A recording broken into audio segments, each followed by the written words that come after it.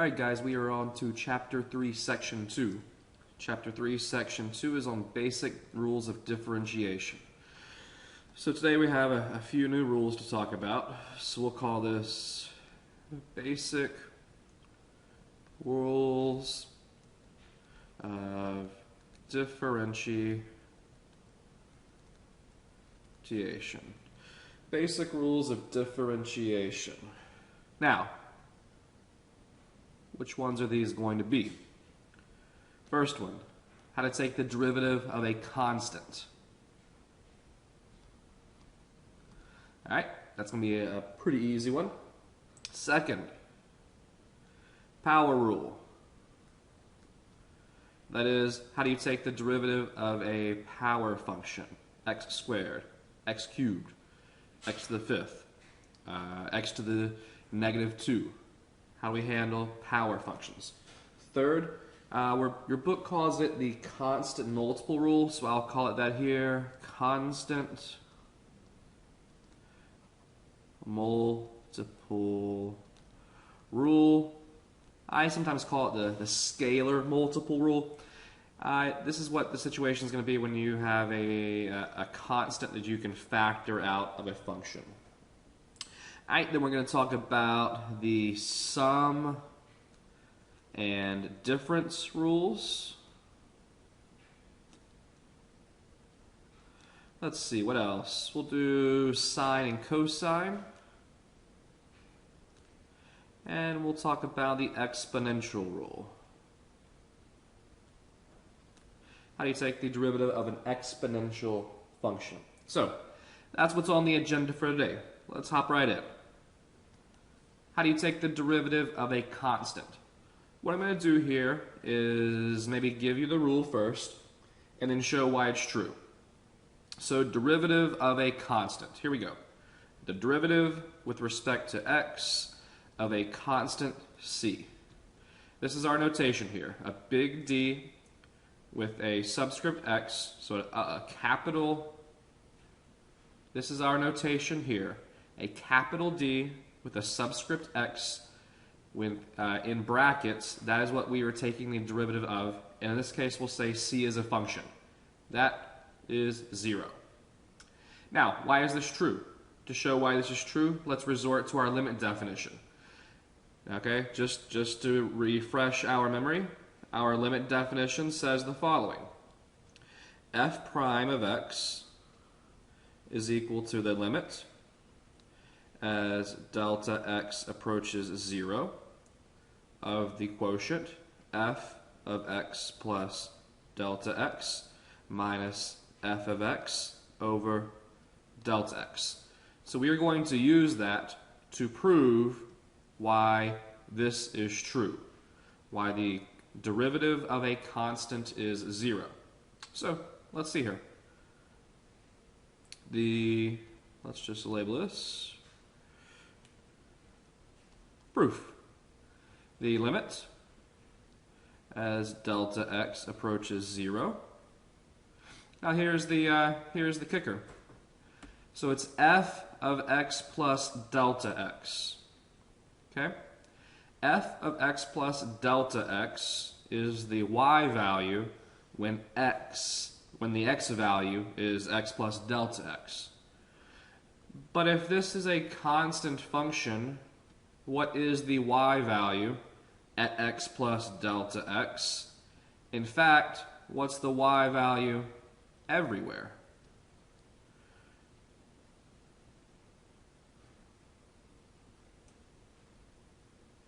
A constant function is a horizontal line with a y-intercept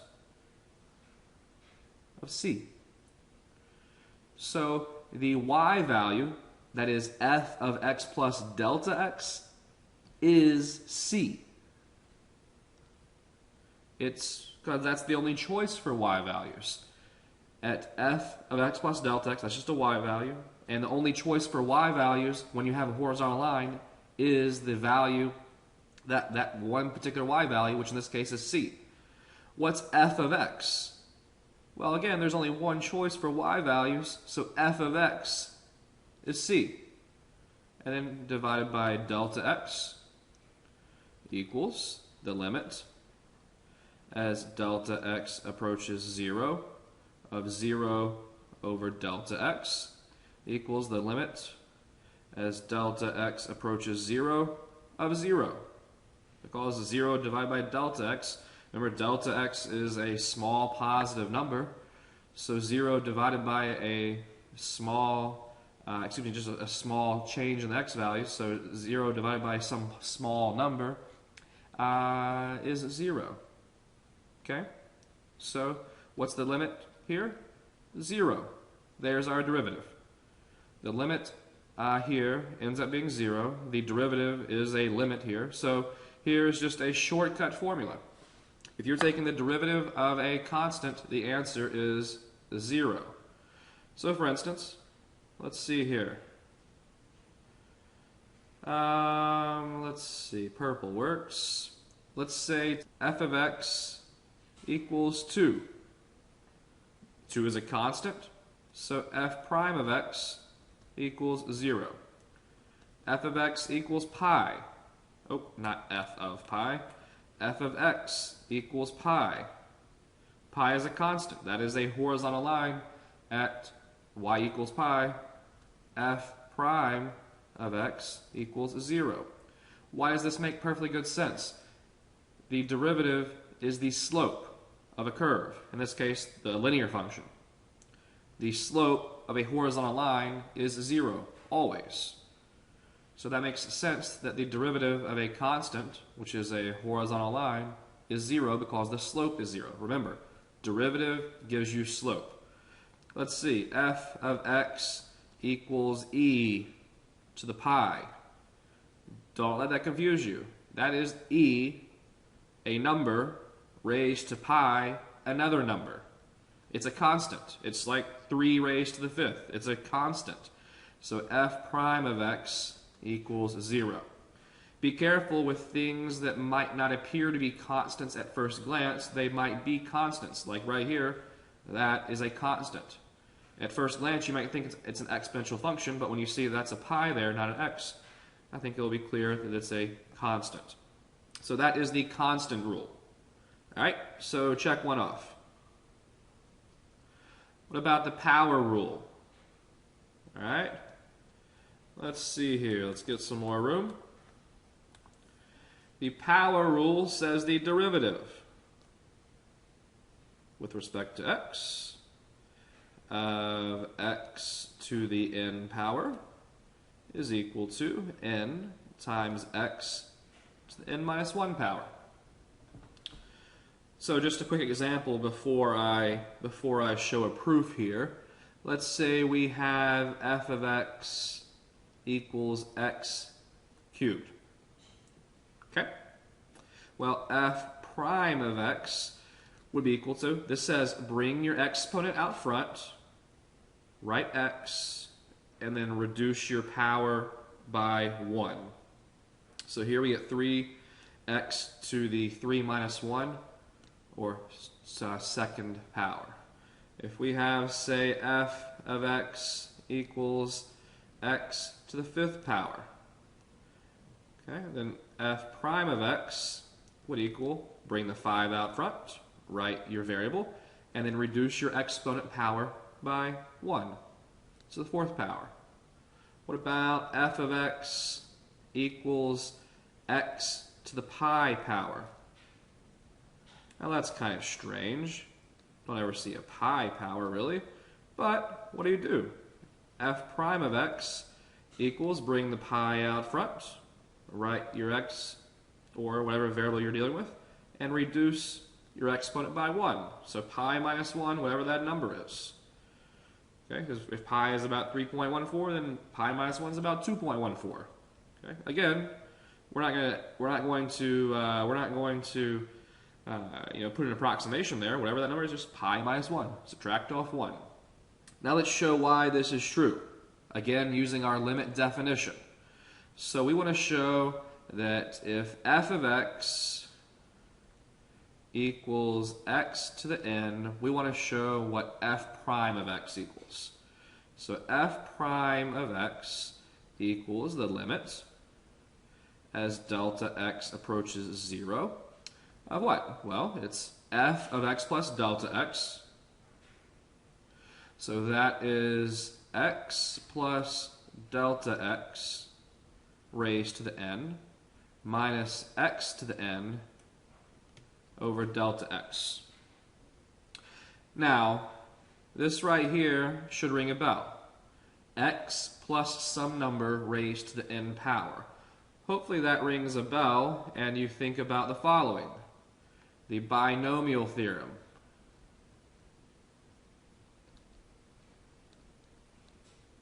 The binomial theorem tells us how to expand a binomial raised to the nth power. The binomial theorem, and I'll apply it here to x plus delta x, says that x plus delta x raised to the n power is equal to the sum,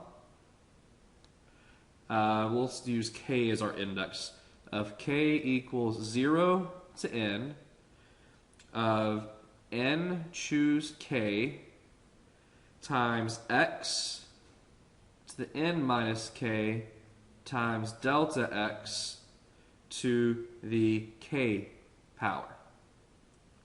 This is how we expand this binomial right here. Okay, now what does that look like? Okay, let me give myself a little more room. Something like do this right here. What does that look like? All right, well, if you start expanding that, what it's going to look like is the first term of the series is going to be x to the n. Then you're going to have plus n times x to the n minus 1 times delta x. Okay. Plus, now how you're going to get all of these coefficients is by taking combinations. So we'll have like n choose 2 times x to the n minus 2 times delta x squared. And like plus n, I put like a little division sign there. There doesn't need to be any division sign there. Like n choose 3. Okay, let's see. X to the n minus 3 times delta x to the third. Plus dot dot dot plus the last terms are going to look like, or last term is going to look like n choose n times x to the 0 times delta x to the nth power. Okay? So this is what, in general, this sequence is going to look like.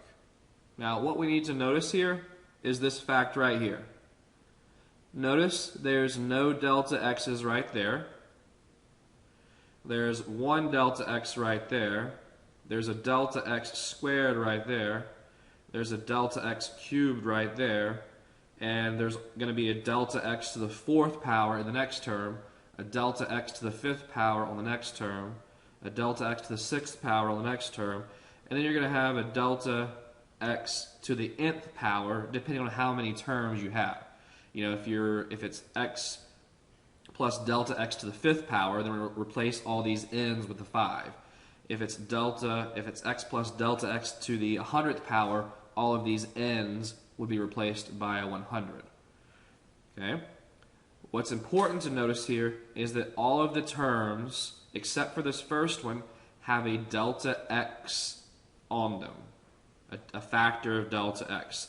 And more specifically, the ones beyond this second term, so first term and second term, if we go the third term and beyond, they're going to have more than one factor of x plus delta x. Now, why is that important?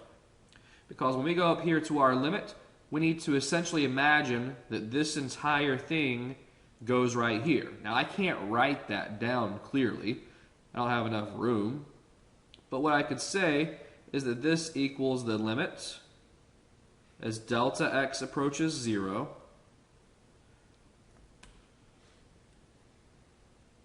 All right, I'm going to have a delta x on the bottom. Now, look what would happen if I did imagine putting this entire series of terms up there. I would have an x to the n power up here. Okay, and then I would have a negative x to the n power at the very end. Those would add to 0.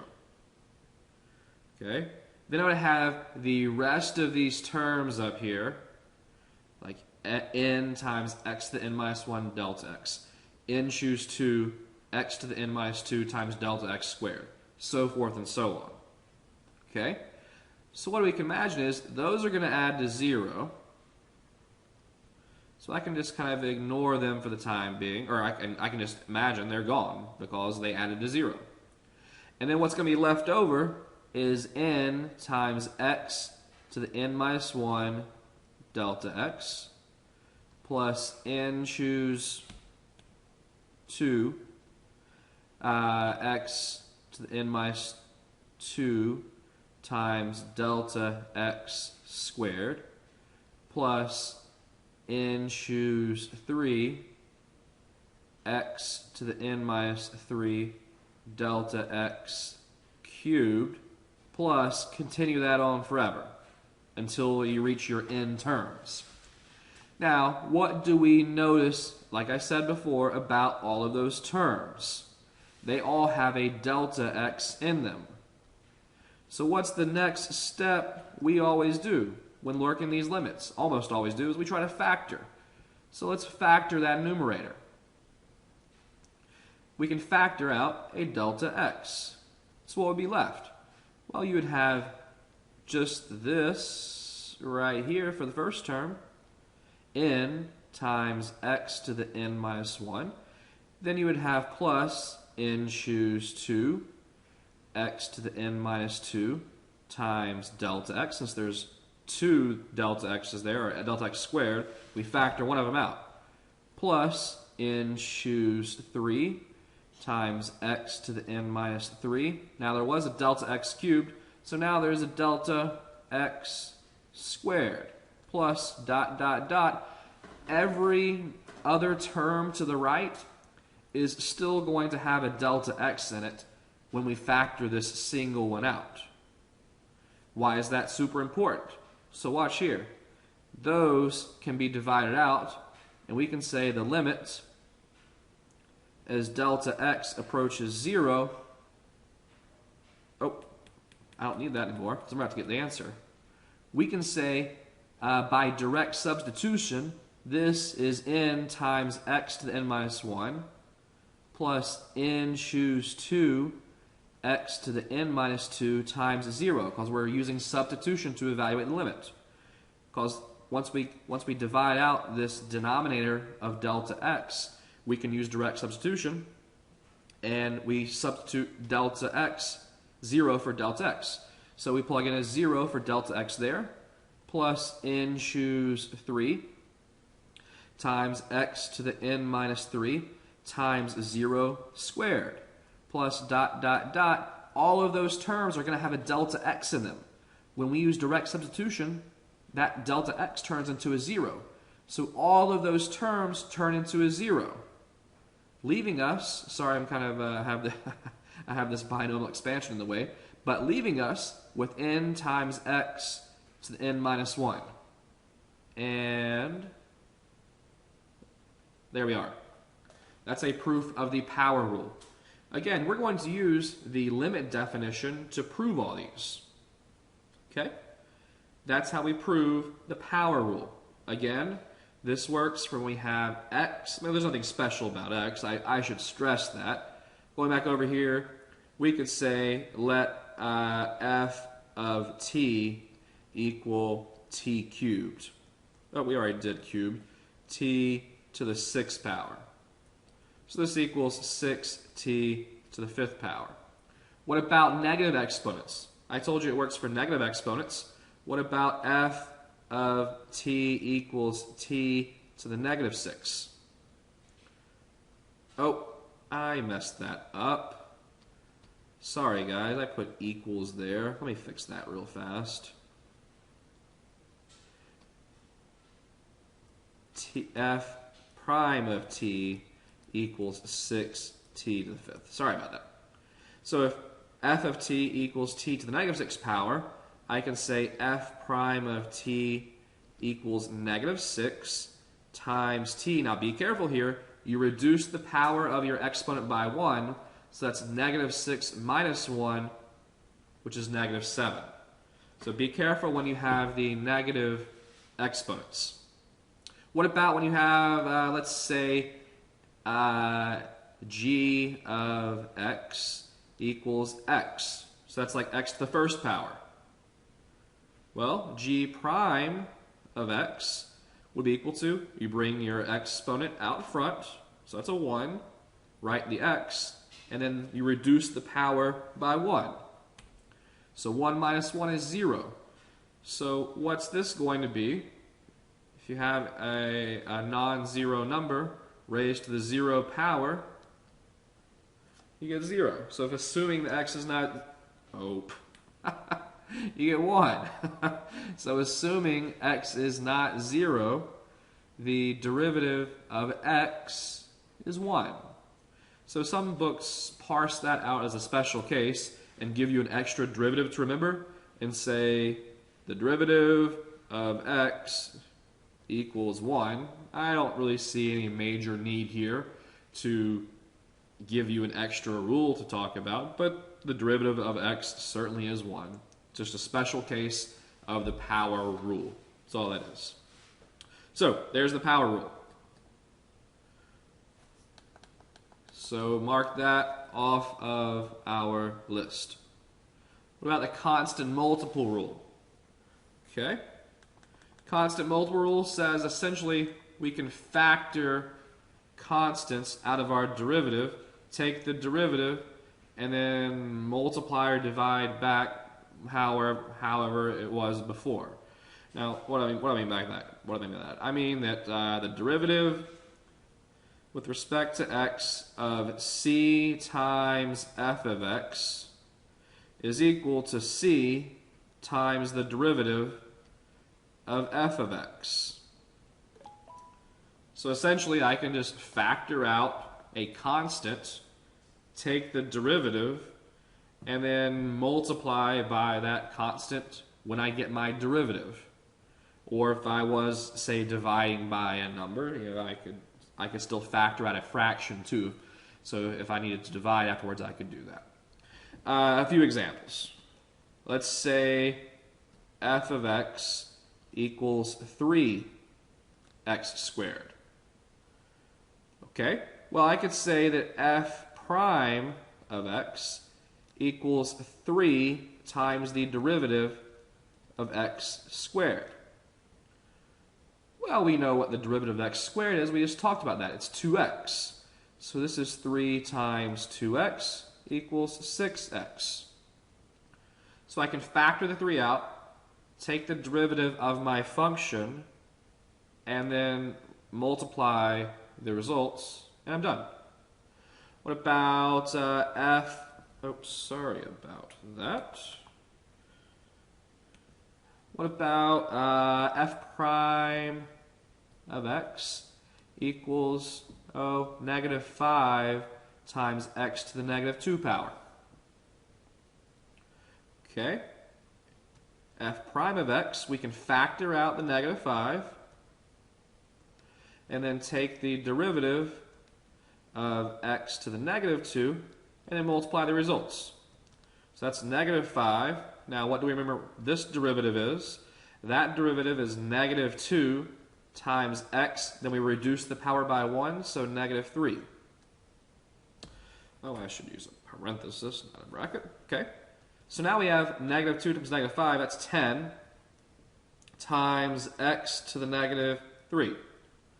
Now, typically, I should have done this on the last one with the negative exponent. We typically want to write those with positive exponents. So write it, interpret what that negative exponent means. So that means take the x cubed to the bottom, is what that means. Typically speaking, you never want to leave your solution with a negative exponent. So make sure not to leave that last little step off like I just did previously. Okay?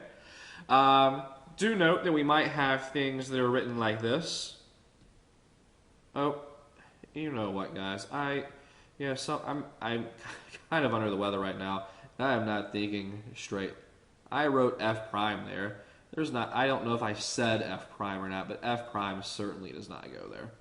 So f of x, let's say, I'm going to do another similar example just so you can see something different. Let's say 2 over x. Now we would first need to rewrite that as 2 times x to the negative 1 so we can use our power rule. Because right now we don't have a way to deal with a quotient of two functions.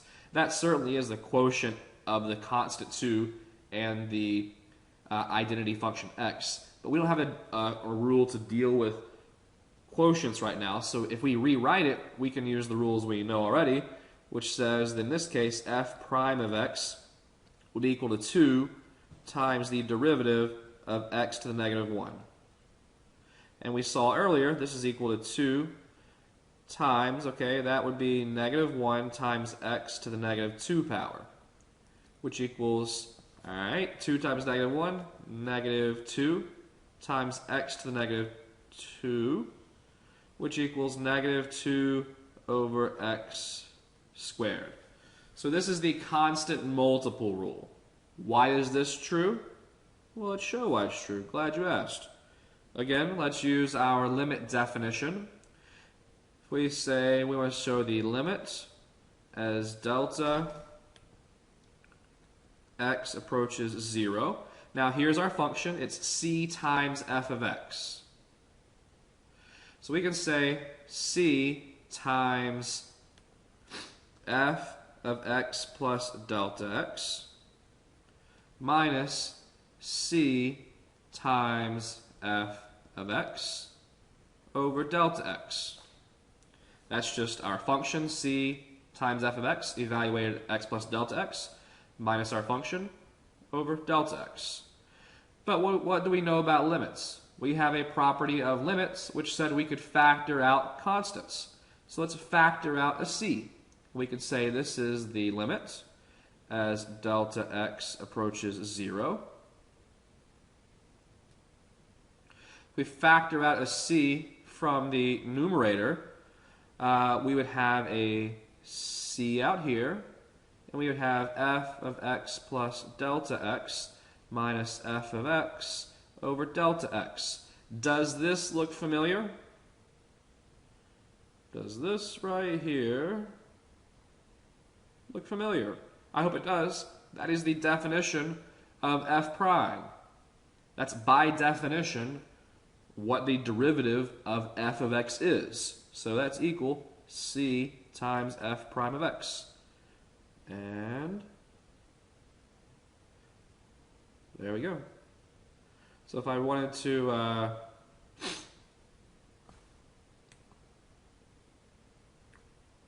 and there we go.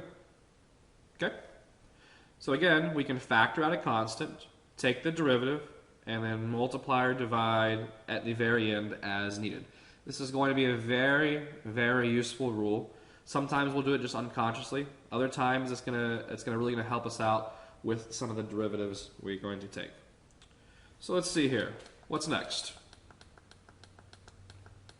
So we've taken care of the constant multiple rule.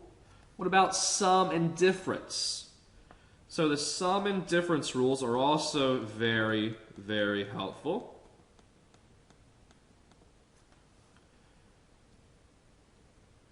Let's see here. Sum and difference rules. Here's what they say. They say if you want to take the derivative of f of x plus g of x, that is equal to the derivative of f of x plus the derivative of g of x. That's nice. In sentence form, I suppose, you could say the derivative of a sum is equal to the sum of the derivatives. You can break apart a function where you have two functions added together. Likewise, if you have a difference, again, the exact similar thing here. If you have f of x minus g of x, we could say that is the derivative of f of x minus the derivative of g of x. That's very helpful. For instance, if we have a polynomial, let's say f of x equals, let's see, 3x squared plus 2x plus 1. If we have a polynomial, we can break that apart and take each of those individual derivatives and then add our results or subtract our results. Now here, the sum and difference rule is only stated for 2 functions, but it could be expanded to as many functions as you want. 10 functions, and here 3 functions, 2 functions, whatever it is. You can simply take the derivative of each of your terms individually, each of the individual functions. So here, we would say that f prime of x is equal to the derivative of 3x squared plus the derivative of 2x plus the derivative of 1. And now we know what all those are. Technically, here I'll go by every little rule here. Technically, this is equal to 3 times the derivative of x squared plus, we factor out 2 here, that's 2 times the derivative of x, and then we just have the derivative of 1. So here we have 3. Now we've seen here the derivative of x squared several times now. That's just 2x. Plus the derivative of x, if you recall, is 1. So 2 times 1. And the derivative of a constant, i.e., in this case, 1, is 0. So our final solution is 6x plus 2. The sum, in this case, the sum rule allows us to take a polynomial, a trinomial in this case, take each of those derivatives individually, and then add the results. Very nice. Why is this true? Let's see. If you want to take the derivative, let's say f prime of, let's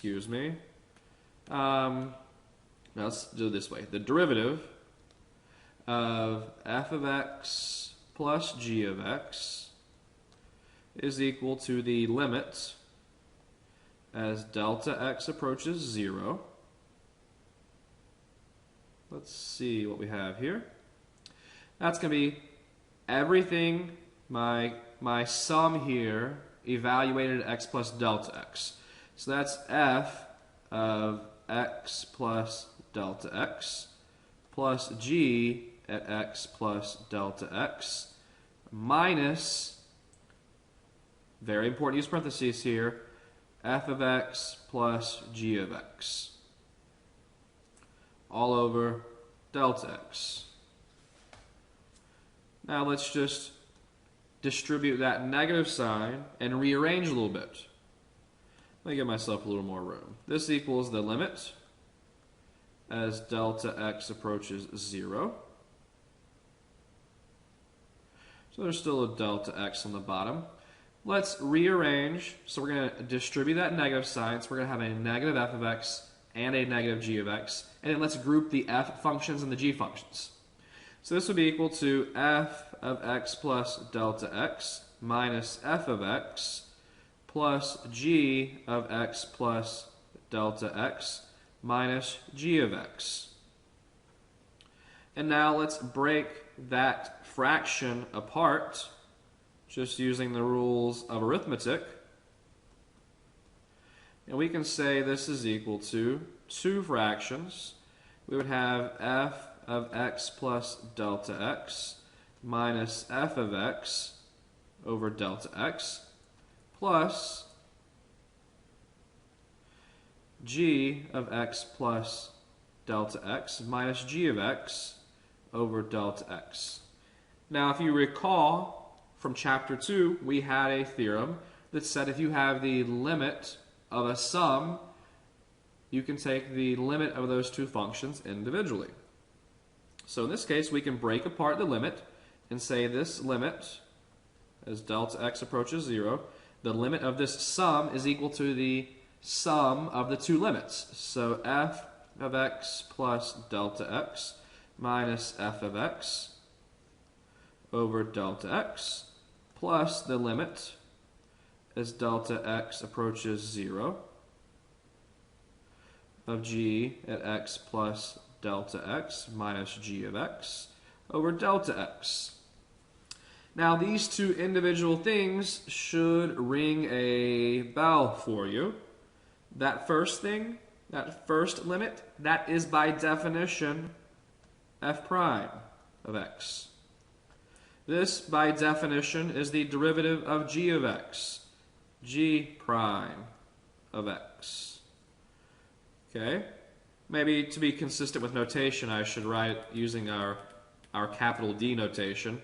That is the derivative with respect to x of f of x, plus the derivative with respect to x of g of x. Okay? So there is where that rule comes from. Now, a similar proof would show a very similar proof would show that the difference rule works. Again, this is going to be something that becomes second nature to you. Second nature to you. One more example before we move on. One more example. Let's say g of x equals negative 2x to the negative 4 minus 3, oops, sorry about that, 3x squared minus 5. Now let's do a little bit of this in our head. Okay, now we can break apart every little step, but let's just say that g prime of x, let's think about this. We have negative 2 out front to take the derivative of x to the negative 4. We would bring the negative 4 out front, multiply it by negative 2, and you would get positive 8. We would then reduce the exponent of x by 1, and we would have a negative fifth power instead of a negative fourth. Now, since it's a negative exponent, that's going to take that fifth power that was negative on the top and put it on the denominator. So the first term ends up being positive 8 over x to the fifth. Now, the second term, if we think about the derivative of x squared, that's 2x. So we bring a 2 out, 2 times negative 3, that's negative 6 times x. And the derivative of 5 is a 0 because negative 5 is a constant. So, again, here the difference rule, here the quotient rule are very helpful. We will be using those all of the time. They'll become second nature to us. Alright, that's the sum and difference rules. Check mark. What about sine and cosine? Sine and cosine. These are interesting ones. There is a fun little proof to show why they're true. So let's see here. Some new room. Let's look at the derivative of sine x. Well, here's the answer. Cosine x. What about the derivative of cosine x? Well, that's going to be negative sine x. So there's two new derivatives for us. We're not going to get quite to tangent yet. Now, if you want to know why, it's because tangent is in disguise a quotient, sine over cosine. We don't really know how to deal with quotients yet. That's going to be a lecture here pretty soon. So for the time being, we're just going to deal with sine and cosine because we don't have to worry about fractions, quotients in that case. The same reason we're not going to be dealing with cosecant or secant, cotangent. Okay, again, because they're fractions, or we're going to work with them as fractions. Okay, so let's see here. Why is this true? Okay, well, let's see. I'm not going to do both of these proofs. I'll just do one of the proofs. Okay? Now, in order to do this, we're going to use the limit definition just like we have been. So let's see here. We're going to see that the derivative, I'll do the derivative of sine. So the derivative sine x equals the limit as delta x approaches 0. All right, so we say f of x plus delta x. So that's sine of x plus delta x minus f of x, so minus sine x over delta x. Okay? Excuse me. I have been fighting off a cold for a couple of days now. Let's see here. Now, we need to realize here is that is the sign of a sum. Okay? Now, think back to trig. Think back to trig, we had this fact right here. Usually it's in A's and B's, so that's how I'll write it. Let me write it down here, kind of out of the way.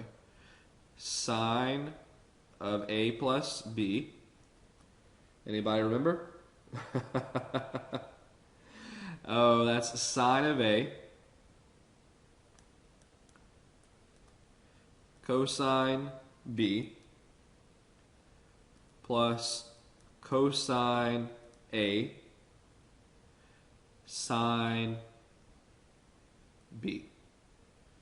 So you take the sine of your first angle times the cosine of your second angle plus the cosine of your first angle times the sine of your second angle. Okay, so let's make a substitution. Equals, let's see, that should be enough room. The limit as delta x approaches 0. Let's see if that gives us enough room. So we need to translate here. You know, a is x and delta x is b. So that's the sine x cosine delta x plus cosine delta x, excuse me, that's no cosine of A, cosine x times sine delta x. All right. Oh, almost forgot. Minus sine x over delta x. Okay. Let's see here. Now we're trying to simplify. We're trying to simplify this top part up here. So let's see here. We're trying to simplify the numerator.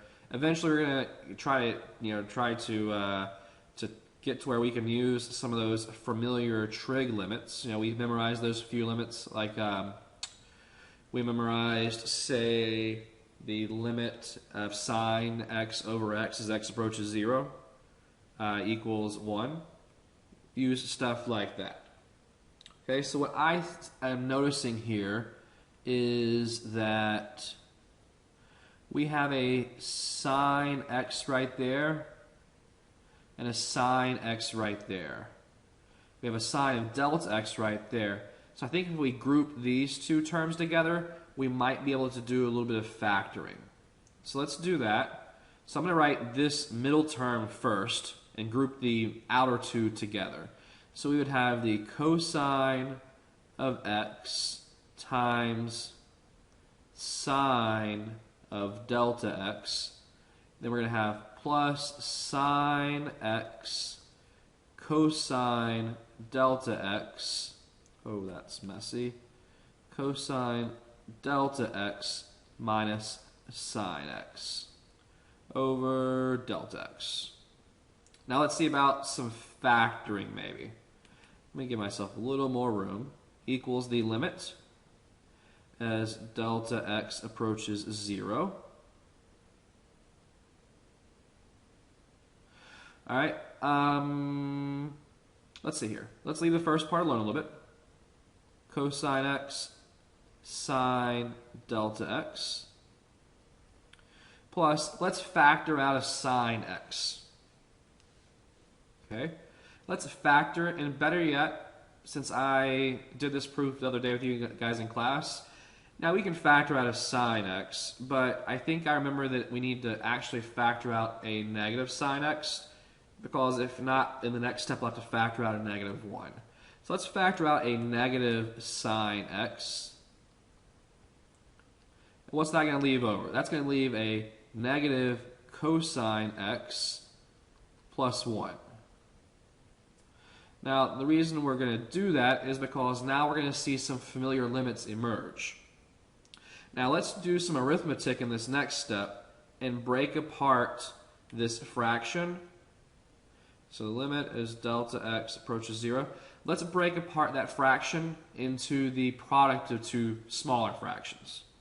So we could say, like breaking a fraction apart, we could say this is cosine x times sine x over delta x minus sine x times, we'll say 1 minus cosine x over delta x. This is a pretty long proof. Now I hope you're seeing some familiar familiar things here. Okay. Oh, I just realized there's a typo. That's supposed to be a sine delta x right here. So let me erase that real fast. That would have caused a problem in a moment. That is a sine delta x. Okay. Oh, and I've got to be more careful in this. This right here, guys, see this? That was a delta x as well. I've got to be more careful. If you're not precise, if I'm not precise, we will not get the right answer. So delta x, and then that means down here too is a delta x. So if you saw my mistake earlier, good job. Cosine delta x. Okay. Now, let's repeat that process again. Let's break this apart and break this apart. Well, first of all, I'm going to do 2 steps in one, okay? Can we all agree that we have the limit of the difference of two functions? So we can take the limit of each of those functions individually and then subtract them after we find the limits? I have plenty of room. I'll take it 2 steps here. So we can say this is the limit as delta x approaches 0 of cosine x sine delta x over delta x minus the limit as delta x approaches 0 of sine x times 1 minus cosine delta x, almost did it again, delta x over delta x. Okay? A little more room here. Now let's break apart each of these into two smaller fractions. So we have the limit as delta x approaches 0. I'm just going to go ahead and break this apart and write the different limits. So it's cosine x times the limit as delta x approaches 0 of sine delta x over delta x minus the limit as delta x approaches 0 of sine x over delta x. Nope, that's not what I want to do. I want to leave sine x like that, times the limit as delta x approaches 0 of 1 minus cosine delta x over delta x. Now I hope at this point you guys see some really familiar things. For instance, that should look really familiar to you. And that should look really familiar to you. Okay? We have, now in chapter 2 when we talked about that, we didn't talk about it in terms of delta x's. What we said is the limit as x approaches 0, sine x over x equals what? Anybody remember? Equals what? And we also saw that the limit as x approaches 0 of 1 minus cosine x over x equals 0. Those were two limits we proved back in chapter 2. Now, let's take the limit. Well, first of all, let's substitute what we know these are. We know that that one right there is a 1. Oh, wrong color. We know that this one is a 1. Now, what's the limit here? Remember, we're taking the limit as delta x approaches 0, not the limit as x approaches 0. So in this factor right here, we're taking the limit as of cosine x as delta x approaches 0. There is nowhere for me to substitute in a delta x. That means cosine x is not dependent on delta x. So here, we just get cosine of x times 1 minus, let's see here, same thing. This is sine of x, not sine of delta x. So when we take the limit, sine of x is not dependent on delta x going to 0 or delta x doing anything. So that's just sine x. But what have we seen that limit right there is from this statement here? That's 0. So cosine times 1 is cosine minus sine times 0 is 0 equals cosine x. So there you hear the hallelujah sounds, the hallelujah soundtrack, and all the way from down here,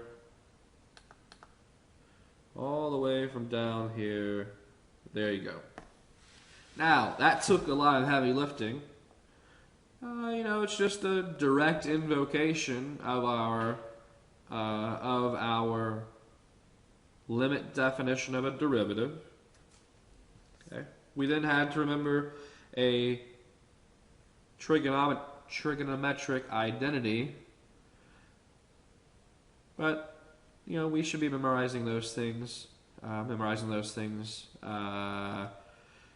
best as possible, because they will pop up on occasion. Then some pretty heavy-duty algebra manipulation, and then we finally get down here, and as long as we remember these few limits here, we're good to go. Okay, I think it's a pretty neat little proof. You could do essentially the same thing with cosine x. It would be a little bit different mechanics. You would have cosine of x plus delta x, in which case you would have to do the sum identity for cosine, not sine, but it's pretty similar, and then you would have to do some algebraic manipulations and get down to some limits right here. It's not so bad. But what's really nice is that now we can say, f of x equals 3 times sine x. All right? Well, we know that f prime in this case, we can factor the 3 out, so say 3 times the derivative of sine x equals 3 cosine x. If, say, f of x equals sine x plus cosine x, well, we can combine that with the sum rule from the previous discussion and say this is equal to f prime is equal to the derivative of sine x plus the derivative of cosine x, which we know the derivative of sine is cosine x, and the derivative of cosine is negative sine x. So these aren't so bad. Just two things. You need to be committing all of these to memory. It's a big, long list to memorize, but the trade-off is we don't have to reinvent the wheel every time. We don't have to do this limit. All we have to do is remember this. Now, if you don't remember this, you have to do this. That's the trade-off. So we're going to be developing a pretty long list here. Today is just the start. But the trade-off is that we don't have to do the limit definition every time. Now let's hit one more rule for the day, then we'll do an application or two, and then we'll call it a day. So let's see here. Exponential, the derivative of the exponential function. last rule for the day, then we'll talk about an application. So the last rule for the day is this. The derivative of e to the x, really cool here, is e to the x. I think that's really nice. I think it's really cool, by the way. You know, it is its own derivative. That's crazy. Now, so here's what you think of graphically. Think about this graphically. So remember, derivative gives you slope of the tangent line. So let's see if I can draw a decent exponential curve. Something like that. Okay? Where we all know, right, that point is 0, 1. What this says is, if you want the slope, say, okay, let's say this right here is 1, and so this right here is e. So 1, e is on my line. If you want the slope at that line, it's just the y value. So at that point, if you want the slope, it's just the y value. It's crazy. Say if you want the slope at -1. So there's that point right there. You just evaluate e at -1. So that's 1 over e is the slope there. That's crazy. But, you know, that's it. Now, why is this true? Really cool. Why is it true? Let's see here. Let's use the limit definition. So the derivative of e to the x, that's going to be the limit as delta x approaches 0 of e to the x plus delta x minus e to the x over delta x. Now let's use a little bit of rules of exponents. I think we'll do the trick here. Let's recall, if you have the sum of two exponents, all right, let's just write down the rule just so everybody remembers. We know that x to the a plus b is x to the a times x to the b. At least I hope we all remember that. Now we're like starting here, we want to go there. Usually we're going the other way around, but here we're kind of like using the opposite of the way we usually phrase the rule. So we can say this is equal to the limit as delta x approaches 0 of e to the x times e to the delta x minus e to the x over delta x. Now we have some typical factoring next step. Factor out an e to the x, and we're left with what? E to the delta x, minus 1 over delta x. Now, what we need to recall now is that other thing that we memorized back in chapter 2, that same theorem, at least in our Larson calculus book, the same theorem that talked about the limit of sine x over x as x approaches 0, and 1 minus cosine x over x as x approaches 0. In that same theorem, we had the following. The following was that the limit as x approaches 0 of 1 plus x raised to the 1 over x equals e. Now let's think about what that means.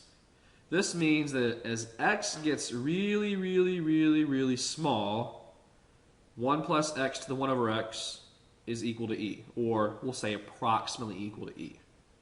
So I could say, as long as x is really small, we'll say is super small, that's a good math word. As long as x is super small, 1 plus x to the 1 over x power, we'll say is approximately e. Really close to e. But imagine raising both of those to the x power. Both sides, that's the x power. We would get 1 plus x is approximately equal to e to the x. That is, as long as x is really small. Now, let's use that same thinking there, except with delta x's. Instead of x's, let's just think about delta x's. So let's say that 1 plus delta x, now again, I'll put it equals there, but approximately equal to e to the delta x. Now, that is key, but again, we're assuming delta x is very small, so this assumption here, that as long as x is super small, that is met, because we're taking the limit as x goes to 0. So we can say, going back to our proof, just by simple substitution, that this is equal to e to the x. Now we're substituting e to the delta x is 1 plus delta x. So 1 plus delta x, just substituting in, and then we have a delta x on the bottom. But what just happened inside those parentheses? I hope you see there that we're just left with the delta x inside the parentheses. So we're on the top, we're left with e to the x times delta x, and a delta x on the bottom, just leaving us with the limit as delta x approaches 0 of e to the x.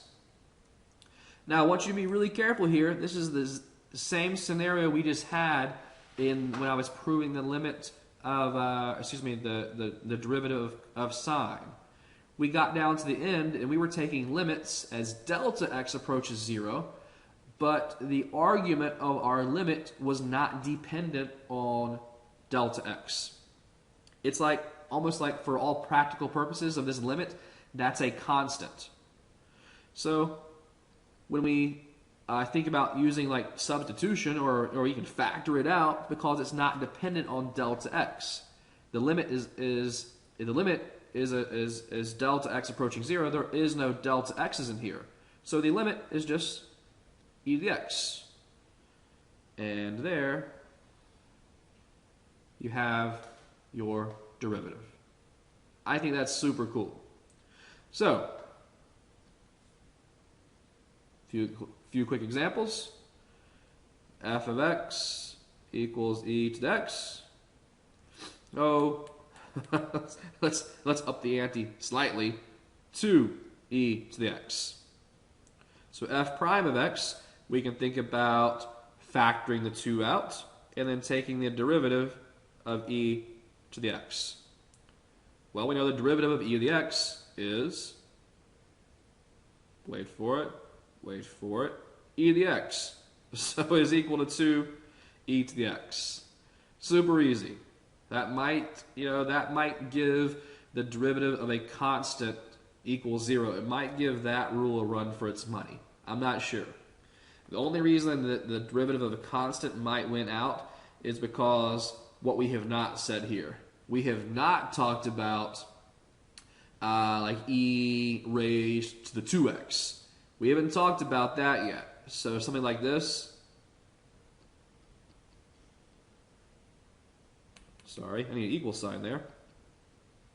We haven't talked about that. Okay? So you'll have to hold on if it's not just a plain old x up here. This right here only applies so far if there's a plain x up there. Okay? Not if there's a 2x or a 5x or a negative x. Okay? We need to just deal with just a plain old x right now. So if you just have a plain old x up there, the derivative is simply e to the x. So that is the last rule for the day. Okay? That is nice. Super nice. So let's go back over here and mark our list off. Then there's one thing else that I want to talk about, and that is some applications that we're going to do, applications involving rates of change, because derivatives are rates of change. We talk about derivatives as being slope. What is slope? Slope's a rate of change. Change in y over change in x. Now, we can talk about change, rate of change in terms of velocity.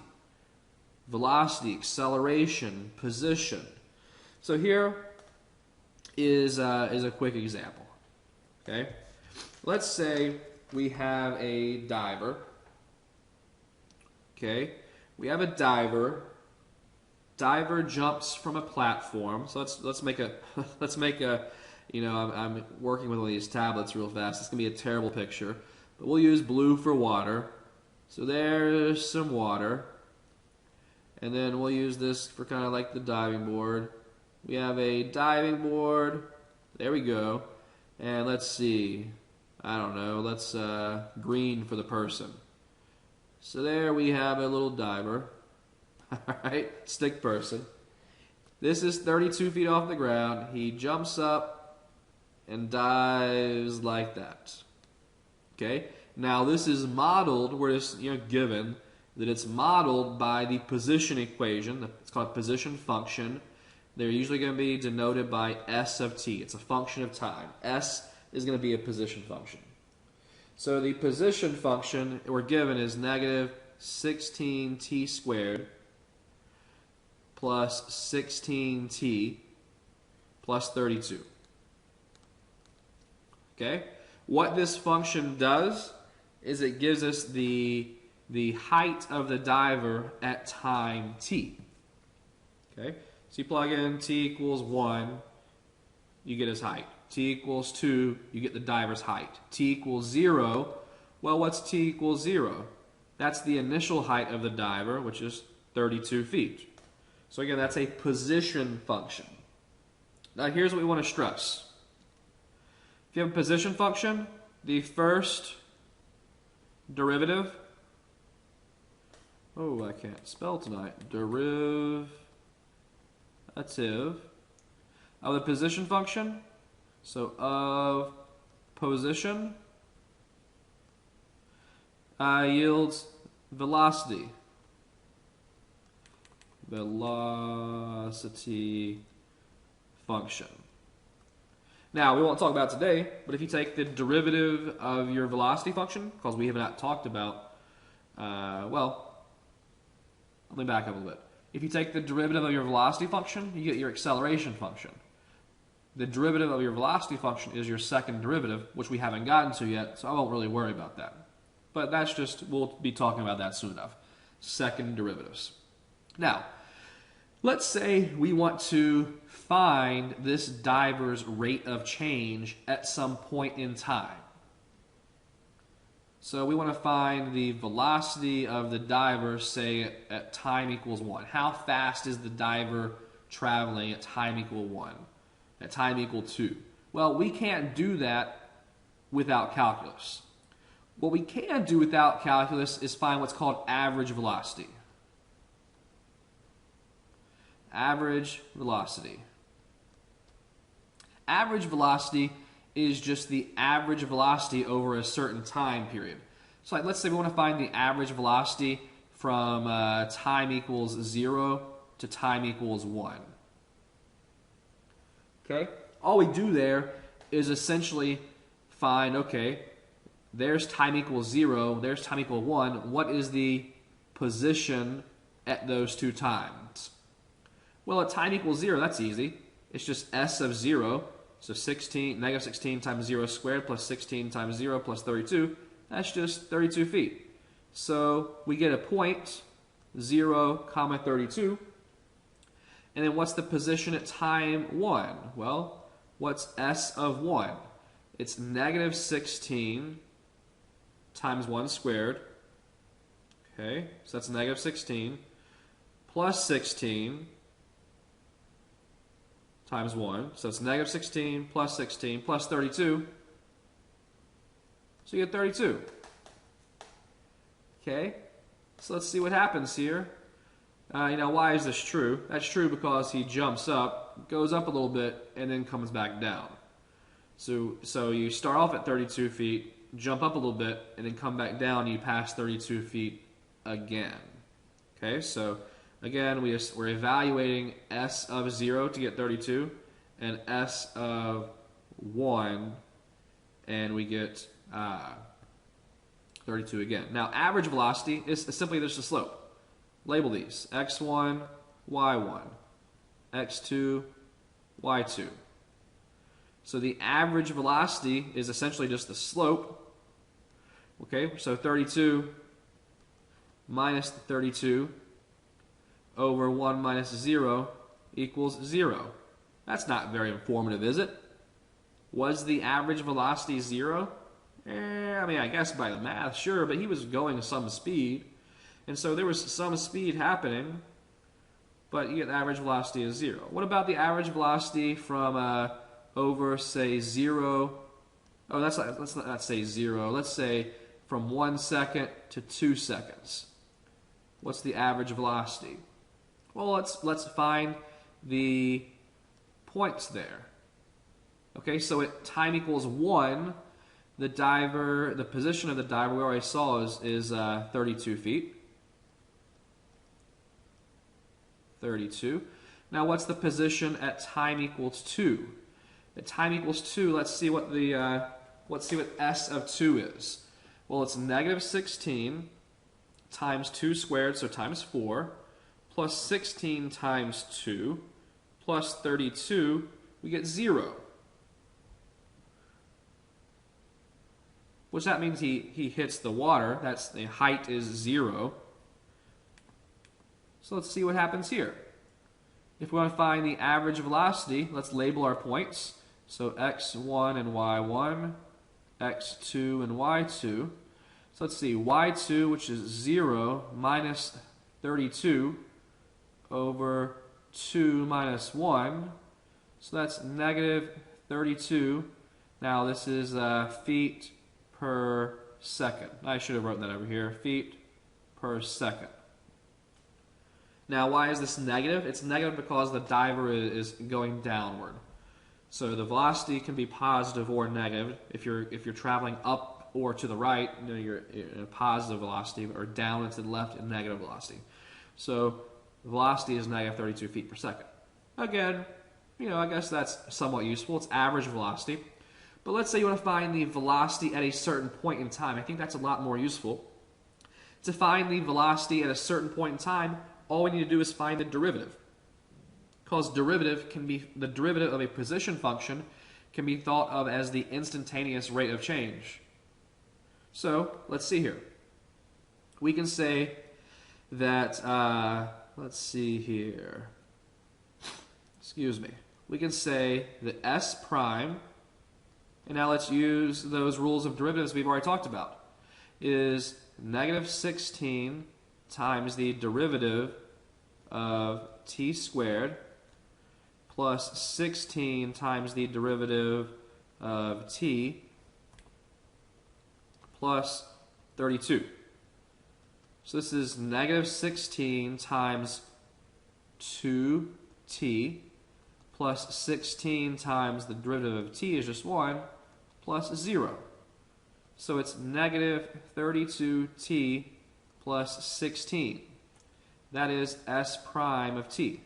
That is our velocity function. So the derivative of our position function is our velocity function. What this does is allow us to find the velocity at a specific point in time. Just like a derivative function when we're talking about graphs, the graph of a function, it allows us to find the slope at a specific x value. In this case, when we want to find the velocity at a specific point, all we have to do is evaluate this velocity function at whatever point we want. So for instance, what if I said, velocity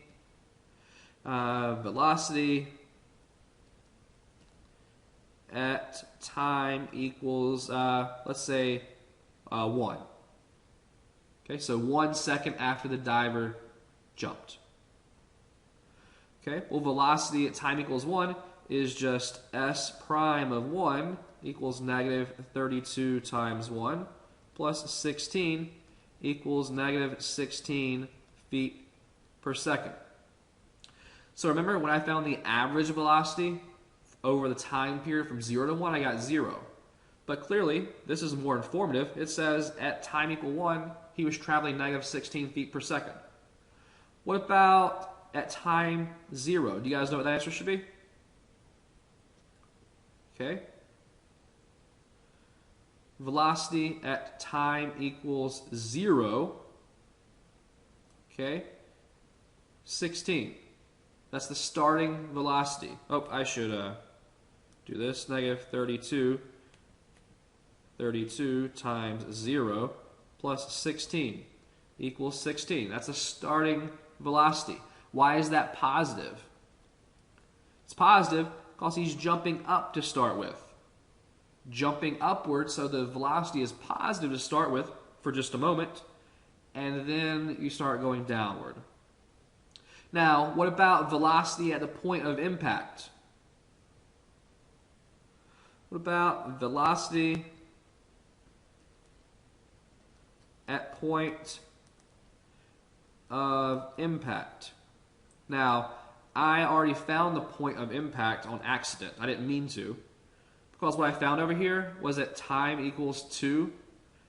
You have a height of 0, position of 0. That means 0 was the water. Now, I did it on accident. How would you do that if you didn't come across that information already? If you want to figure out where the velocity when the diver hits the water, the point of impact, you have to find out the time when the diver hits the water. Now, how do you do that? You have to set S of t equal to 0. Why is that? Because S of t is the height. You want to figure out what time the height is 0, so solve this. So you have negative 16t squared plus 16t plus 32 equals 0. Solve that. I would divide everything by negative 16 and then factor, I think. So that's t squared minus minus 2 equals 0. I just divide everything by negative 16 because I wanted my quadratic term positive. I can factor that as, let's see, t minus 2 times t plus 1 equals 0. And the zero factor theorem tells me that, the zero factor theorem tells me that t equals negative 1 or t equals 2. Now, I toss that one, even though it's correct mathematically, I toss it because I am only concerned with positive values because time is at least 0. Time equals 0 or beyond. We can't say time equals negative. In this case, it doesn't make any sense. Okay? So if I want to find the velocity at point of impact, well, I just found when we impact the water. So I go down here and I simply evaluate my velocity function, which is s prime at 2, which is, s prime is right here. It's negative 32 times 2 plus 16.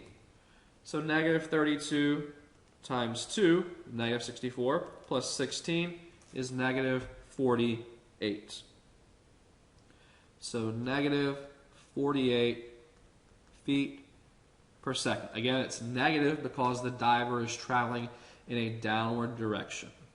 So this is going to be a pretty standard setup for some problems you're going to see over the next little while. So you'll have a position function. You'll need to find the derivative, which will give you the velocity function. And then we'll, even in the future, we'll find the derivative of the velocity function, which will give us the acceleration function. So in this case, let's just for fun, go ahead and do it. So let's say that is our velocity function. What happens if we take the derivative again? So here's the notation. It's s double prime. So the second derivative of the position function. What's the derivative of this right here, though? That's no big deal. That's negative 32 plus 0. So it's negative 32. What does that tell us? That tells us that the acceleration is a constant function, negative 32. Now, why does that make perfectly good sense? If you remember from physics in the past, or if you just recall just random trivia, is that acceleration due to gravity on Earth is negative 32 feet per second squared. Per second. Well, if it's in feet, it's negative 32. If it's in meters, it's negative 9.8. So that tells us exactly what we should have known, that acceleration is constant. There shouldn't be a value of t here, because that would say acceleration is variable. Acceleration due to gravity, in a vacuum, is negative 32 feet per second per second. So we should know that already. Okay. Here's one kind of cool thing. What if I wanted to figure out where the diver hit its highest point? Like when did this happen? That is, at what time is right there, the highest point of his dive. Now, this is going to lead into something we're going to talk about extensively over the next couple chapters, and that is what we can do here is realize that at that moment, at the peak of his dive, what's his velocity or her velocity? The diver's velocity is 0 because the diver's velocity is positive at first. We found out at the moment it was 16 feet at time equals 0, 16 feet per second in the positive direction. And then at some point, we know that at least at time equals 1, all of a sudden the derivative, that is the velocity, is negative. So somewhere in between there, in fact, right where I just drew this line at the vertex of that parabolic shape, the velocity is 0. So if we solve this equation, set velocity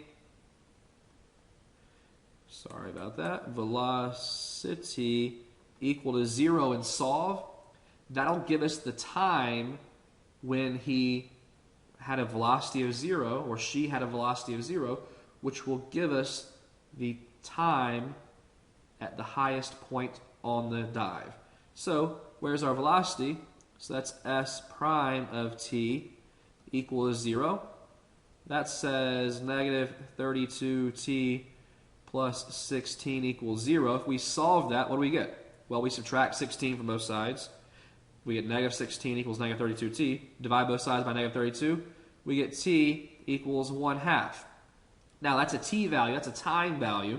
That tells us at time equal 1/2, that diver reached his highest or her highest point. So at time equals 1/2 was the highest point. And let's say we want to know how high it was. Now, we have a couple different functions floating around here. We have this function. We have this function. We have position. We have velocity. And then over here, I actually have acceleration over here. So the question is, if I want to figure out how high that diver was, excuse me, phone call. I'll have to get that in just a second. Almost done here. But if we want to figure out how high that diver was at time equals 1/2, which one do we choose to plug back in? Well, think about what these are. We have acceleration. Well, we can't plug in for anything there for t equals 1/2. Plus, we don't care about acceleration at time t because acceleration is negative 32 feet per second at every point in the travel. So at every value of t, it's negative 32 feet per second. If I plug in, we've already discussed what it is if I plug in t values here. If I plug in t values here, it gives me the velocity at that time. But if I go to the position function, that gives me the height at that particular t value. So if I plug in 1/2 into my position function, I'll get how high the diver was at that time. So let's see here. 0.5 1/2 squared times negative 16 plus 16 times 1/2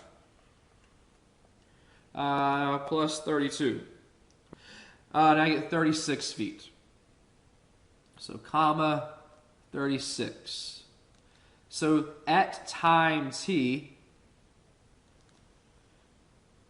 that diver was 36 feet above the water. And that was the highest point that diver reached. So he started off at 32 feet above the water, jumped up at time equals 1/2 second. The height was 36 feet. At that point, the velocity was 0. So he wasn't traveling for a brief, instant moment, wasn't traveling up or down, velocity of 0, and then after that the velocity turned negative, just like we see here at time equals 1, there was a velocity of negative 16 feet per second, and then we found down here that at time equals 2, which was the point of impact, the diver was going negative 48 feet per second. So, again, we're going to have a lot of questions like this. We can do a lot of different analysis. To tell you the truth, we're going to get to Chapter 5 and talk about integration, anti-differentiation, and we're going to solve some pretty basic differential equations where we start off right here, where we start off with this, and we work our way back to that. So we start off here, and we're going to use a process called anti-differentiation to go from here to here, and then go from there to there. We'll have these things, we'll have conditions called initial conditions that will allow us to find specific antiderivatives to essentially solve some basic differential equations. So that's where we're headed. I think this is pretty cool stuff. If you have any questions, always feel free to ask. That wraps up section 3.2, and we will have another lecture here pretty soon. Sorry, my phone keeps going off. I'll have to take care of that phone call now because we are all done. You guys have a good day. Talk to you soon.